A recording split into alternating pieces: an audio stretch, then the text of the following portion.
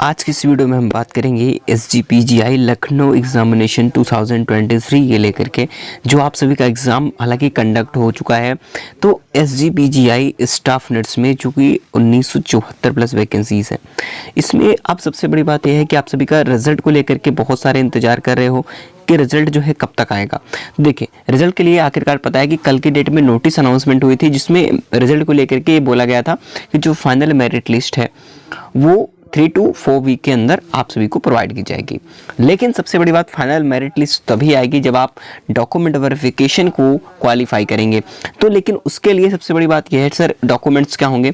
तो आज इस वीडियो के अंदर मैं जो भी डॉक्यूमेंट वेरिफिकेशन है DVP के लिए जो भी चीज़ें रिक्वायरमेंट डॉक्यूमेंट्स है, जो भी इंपॉर्टेंट डॉक्यूमेंट्स मैं आप सभी को बता रहा हूँ, बिल्कुल आप लोगों को वो अच्छी तरीके से देख लेना है और आपको वो डॉक्यूमेंट्स को अटैच कर लेना है, सिट में बना के रख लीजिएगा।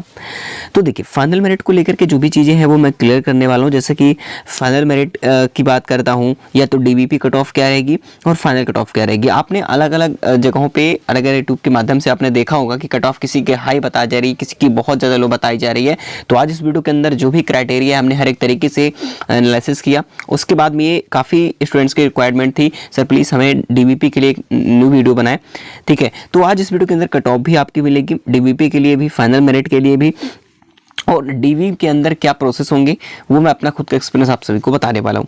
तो प्लीज़ आप लोग परेशान मत होइए। और शिफ्ट वाइज किन शिफ्ट को फ़ायदा मिलने वाला है नंबर का, ठीक है, नॉर्मलाइजेशन कैसे होगा, तो पूरी कैटेगरी वाइज भी चीज़ें हम बताने वाले हैं। तो आप लोग बिल्कुल भी वीडियो को स्किप मत करिएगा, पूरा एंड तक देखिएगा जो भी है, क्योंकि मैं हर एक वीडियो को कोशिश करता हूँ अपनी तरफ से हर एक प्रोवाइड करूँ, जो भी इन्फॉर्मेशन हो वो सही तरीके से आप तक पहुँच पाए। तो चलिए बिल्कुल आप सभी को दिखाता हूँ जो कि रिक्वायरमेंट है।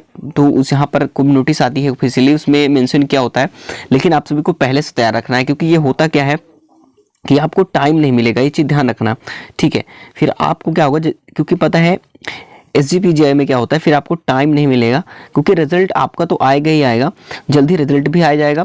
रिजल्ट मान लीजिए कि 2 हफ्ते 3 लग जाता है, जो टाइम दिया उससे पहले भी आ सकता है। फाइनल मेरिट की बात कर रहा हूँ, बाकी आपकी DV बहुत पहले होने वाली है। DV सबसे पहले होगी, क्योंकि फाइनल मेरिट तो बाद में बनेगी, लेकिन DV पहले होगी। ओके, तो इन बातों को ध्यान रखना है, क्योंकि DV आपका कभी भी डेट अनाउंसमेंट कर सकता है, इसलिए आप सभी को ज़्यादा वक्त नहीं है। तो प्लीज़, क्योंकि सबसे ज़्यादा कहीं भी स्टूडेंट्स बाहर हो रहे हैं तो वो डॉक्यूमेंट वेरिफिकेशन नहीं बाहर हो रहे हैं। तो यहीं पर आप लोगों को कितनी भी अच्छे मार्क्स हैं, अगर आप डॉक्यूमेंट वेरिफिकेशन में अगर आप गड़बड़ा के, अगर आपके डॉक्यूमेंट्स सारे अटैच नहीं किए, आपके डॉक्यूमेंट्स में गलतियां हैं, तो आपका कैसे क्या करना होगा, कौन से डॉक्यूमेंट्स आपको रिक्वायरमेंट होगी, कब तक का मान्य होगा, वो चीज़ें सारी बात करेंगे। बिल्कुल आप लोग परेशान मत होइए, क्योंकि सबसे ज़्यादा DV में ही बाहर होने वाले हैं, क्योंकि पता है कि वैकेंसीज बहुत ज़्यादा है नहीं है कि 1974 के पास प्लस वैकेंसीज लगभग हैं।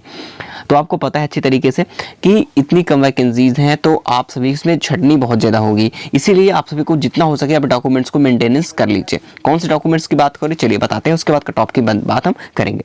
चलिए बहुत ध्यान से देखिए, मैंने एक एक करके चीज़ें क्लियर की हैं, और ये डॉक्यूमेंट्स कैसे सेट करना है वो भी मैं बता दूंगा इस वीडियो के अंदर। बहुत ध्यान से आपको समझने की ज़रूरत है, ठीक है। देखियो, तो 10th एंड 12th की मार्कशीट जो होती है आप सभी को ओरिजिनल, ठीक है, यहाँ पर जो चीज़ें हैं आप सभी की ओरिजिनल आपकी होनी चाहिए।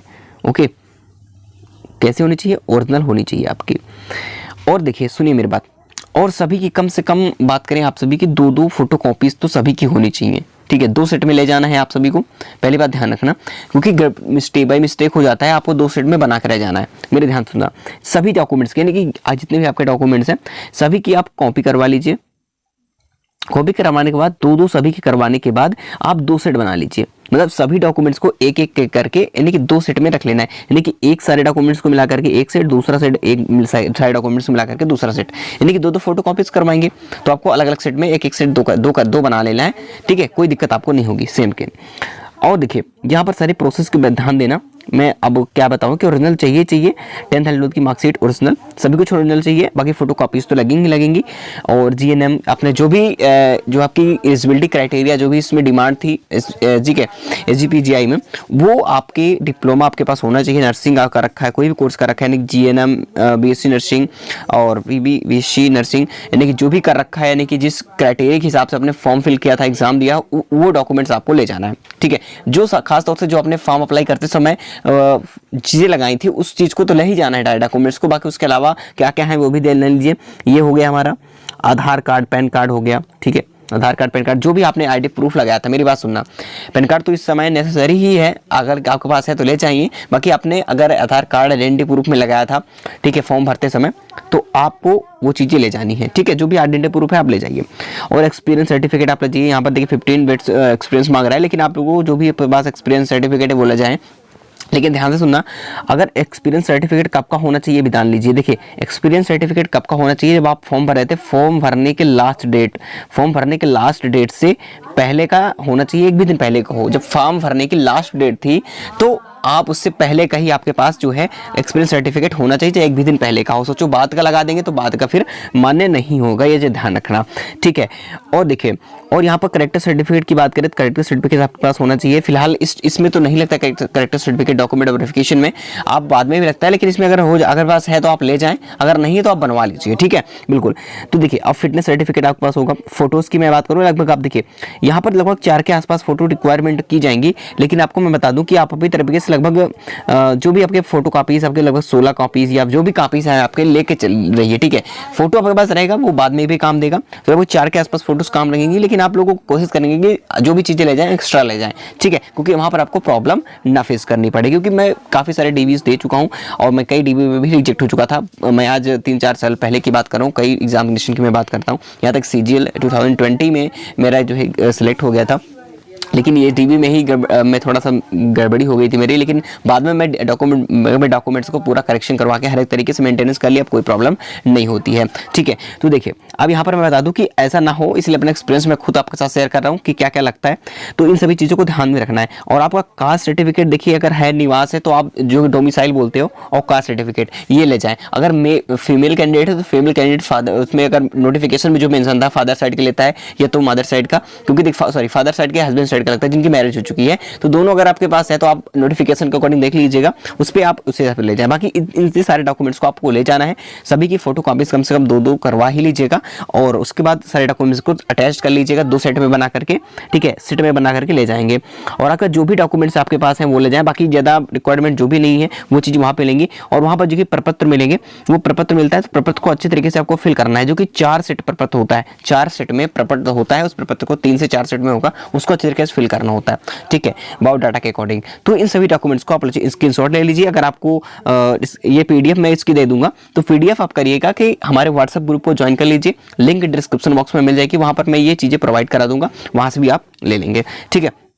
और चीज़ें मैं आधी चीज़ें तो कुछ मैं बता दिया हूँ, बिल्कुल आप लोग परेशान होने की जरूरत नहीं है, ओके। चलिए अब बात करते हैं कट ऑफ की, कि सर DV कट ऑफ क्या होगी या फाइनल कट ऑफ क्या होगी। सबसे पहले मैं DVP कट ऑफ की बात कर लेता हूं। देखिए सबसे जरूरी आपके DVP कट ऑफ को लेकर के, तो देखिए DVP कट ऑफ क्या होगी। DVP कट ऑफ की अगर मैं बात करूं तो ध्यान से सुनिएगा, DVP कट ऑफ क्या रहेगी आप सभी के लिए। तो डॉक्यूमेंट देखिए क्या होता है कि जो डॉक्यूमेंट वेरिफिकेशन के लिए कट ऑफ होती है वो कम होती है, डॉक्यूमेंट वेरिफिकेशन के लिए कट ऑफ कम होती है, जो फाइनल मेरिट बनती है वहां पर थोड़ा सा हाई कट ऑफ चली जाती है। तो मेरी बात ध्यान सुनना, तो कम से कम साथियों अगर मैं आपको बता दूं कि 1900 के आसपास है, तो 1900 की मान लीजिए 1900 की मान के चलते हैं, और इसमें लगभग 13 गुना के आसपास लेंगे, तो 19 का अगर देखें तो 20 से 6,500 के आसपास लेंगे, ठीक है, मानता हूँ, ठीक है, जो भी है, लेकिन 6,000 के आसपास लिया जाएगा, ठीक है। इन चीज़ें को लेकर के, तो इन सभी चीज़ों को आपको समझना चाहिए। तो हमने चीज़ें देखी हैं उसलिए बता रहा हूँ, ठीक है।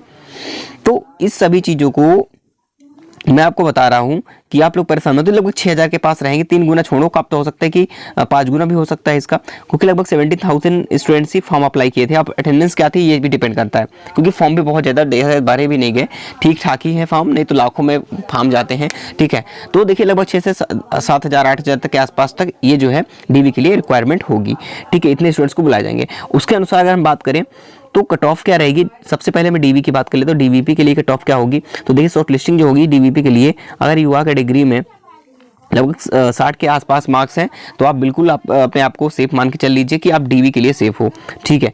और OBC की बात करूं तो OBC कट ऑफ में क्या होना चाहिए, तो OBC की बात करते हैं तो लगभग यहाँ पर 55, और EWS कैंडिडेट जो है, EWS कैंडिडेट कितना होना चाहिए, तो EWS कैंडिडेट लगभग बताएं तो 43 के आसपास होना चाहिए। और SC कैंडिडेट्स की बात करता हूं तो ST कैंडिडेट 50, और ST कैंडिडेट में लगभग आ जाता है हमारा 48 के आसपास, और पीडब्ल्यूडी कैंडिडेट 45 के आसपास में जो है क्या होगा, डीवीपी के लिए शॉर्टलिस्ट कह सकता है। इसके लिए डीवीपी के लिए बात कर रहा हूँ, ओके, डीवी के लिए, डॉक्यूमेंट वेरिफिकेशन के लिए। तो आप पहले से क्या करेंगे, जरूरी नहीं कि ये मार्क्स क्या है, लेकिन आप सभी को अपने तरीके से अगर आपको मार्क्स पता है कि इस बार अच्छे से खासे अटेम्प्ट हुए हैं, बहुत अच्छा स्कोर आ रहा है लोगों का, ठीक है, तो आप ये डीवीपी के लिए है। अगर आप फाइनल कट ऑफ की मैं बात करूँ तो फाइनल क्या रहने वाली है, बहुत से लोग 90-80 बता रहे हैं कि इतना कट ऑफ जाएगी, तो मैं आपको बता दूं बिल्कुल ऐसा नहीं है। तो फाइनल मेरिट की बात करता हूं तो आपको ध्यान से सुनना है कि फाइनल मेरिट क्या है, क्योंकि देखिए मेरा एक्सपीरियंस बहुत दिनों का है और मैं कट ऑफ के बारे में किसी भी एग्जाम से, एसएससी सीजीएल हो, सीएचएसएल हो, एमटीएस हो, या फिर आप यूपी ट्रिपल एससी का कोई एग्जाम हो, चाहे यूपी लेखपाल की बात करूं, देखिए हर एक एग्जाम की मैंने अभी तक बहुत सारे ट्राई किए हैं। तो हर एक एग्जाम में जो भी एनालिसिस करता हूं, जो भी कट ऑफ बताता हूं, लगभग बहुत ही मेरा 99% हमेशा करेक्ट कट ऑफ रहती है, ठीक है, बताने के अकॉर्डिंग जब रिजल्ट आता है तो उसमें सही मेंशन होती है। हाँ, कभी कभी क्या होता है, एक दो का रिव्यू में 1-2 नंबर का डिफरेंस देखने को मिल जाता है, नहीं सेम कट ऑफ रहती है, क्योंकि मैं हमेशा किसी चीज को डाटा पर अकॉर्डिंग या आपके स्कोर के अनुसार मैं यहाँ पर एनालाइज करता हूँ, जो कि आप सभी के इस स्कोर में मैं 1 लाख प्लस स्टूडेंट्स ने अपना स्कोर कमेंट किया, ठीक है, तभी मैंने बता रहा हूँ कि इस हिसाब से मार्क्स आ रहे हैं और उसके अकॉर्डिंग यहाँ पर कट ऑफ रहेगी। तो सर्वप्रथम यहाँ पर मैं बात करता हूँ यूआर कैटेगरी, ये फाइनल मेरिट में क्या रहने वाली है, तो ध्यान से सुनिएगा आप सभी। तो यूआर कैटेगरी अगर आप है तो आपका लगभग 75 के आसपास होना चाहिए, ठीक है, इससे प्लस ही रहे। और ओबीसी की बात करता हूं तो ओबीसी में लगभग आपके 72। अगर एससी कैंडिडेट की बात करता हूं तो एससी कैंडिडेट का लगभग 65, ठीक है। और देखिए ईडब्ल्यूएस कैंडिडेट है तो ईडब्ल्यूएस कैंडिडेट लगभग 70 के आसपास मार्क्स होने चाहिए।